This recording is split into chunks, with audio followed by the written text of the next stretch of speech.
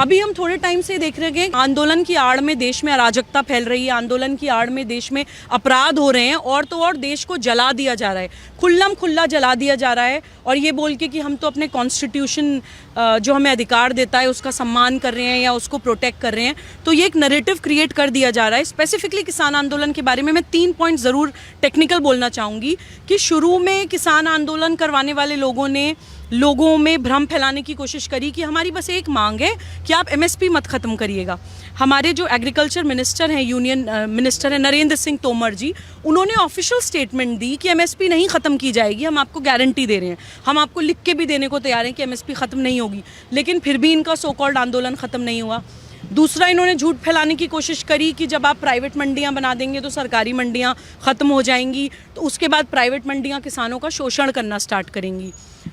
शुरू में एकदम सुन के मुझे भी लगा कि शायद ऐसा हो सकता है, बट देन जब उसके बारे में मैंने और ज़्यादा पढ़ा तो आई रियलाइज़ कि फूड कॉरपोरेशन ऑफ इंडिया है, हर साल भारत में खाद्य सामग्री लेकर ख़रीद के स्टॉक करके रखी जाती है सूखे से बचने के लिए, अकाल से बचने के लिए एक एडिशनल एक बैकअप स्टॉक होता है।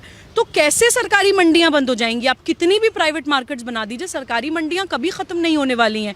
तो किस तरह से ये लोग झूठ बिल्कुल भ्रम फैला के लोगों को इमोशनल करके साइट करते हैं और उनको देश के खिलाफ खड़ा करने की कोशिश करते हैं। एक और मैं last but not the least एक इम्पॉर्टेंट पॉइंट बोलना चाहती हूँ कि कुछ राज्यों की सरकारें और कुछ स्टेट पॉलिटिक्स करने वाले लोग भी इसको आंदोलन का रूप देके अपनी राजनीति, खोई हुई राजनीति चमकाने की कोशिश कर रहे हैं। देखिए, जो एग्रीकल्चरल इश्यूज़ होते हैं वो हमारे संविधान में कॉन्करेंट लिस्ट में आते हैं।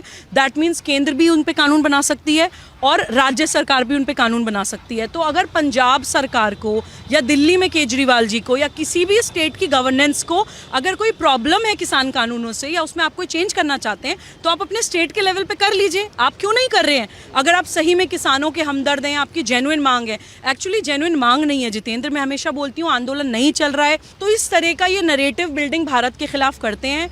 मैं तो बोलूँगी कि ये भारत तोड़ो आंदोलन है।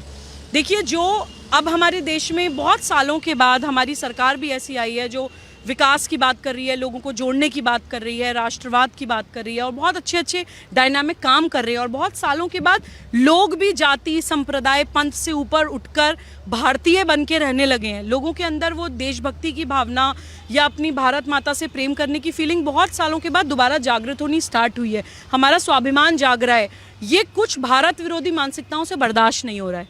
वो हमें तोड़ने के लिए कैसे गुट बता रहे हैं। आप देखिए, शाहीन बाग में या नागरिकता कानून में ये लोग दलित, मुसलमान, 2 गुटों को इन्होंने भारत से तोड़ने की कोशिश करी थी। अब यहाँ पे किसान आंदोलन में ये लोग जाट और सिख, जितनी भी वीर कौम है, जितनी भी वीर हमारे भाई हैं देश के, उनको ये देश से तोड़ने की कोशिश करते हैं। देखिए, इंडियन आर्मी में सबसे ज़्यादा सिख रेजिमेंट आप देखिए, जाट समाज से ज़्यादातर लोग आर्मी में जाते हैं। तो जो वीर कौमें हैं जो देश के लिए मरने मिटने को तैयार होती हैं, उनको ये लोग देश से तोड़ने की कोशिश करते हैं, पॉलिटिसाइज करने के लिए हमारे ही घर में हमसे ही आग लगवाते हैं।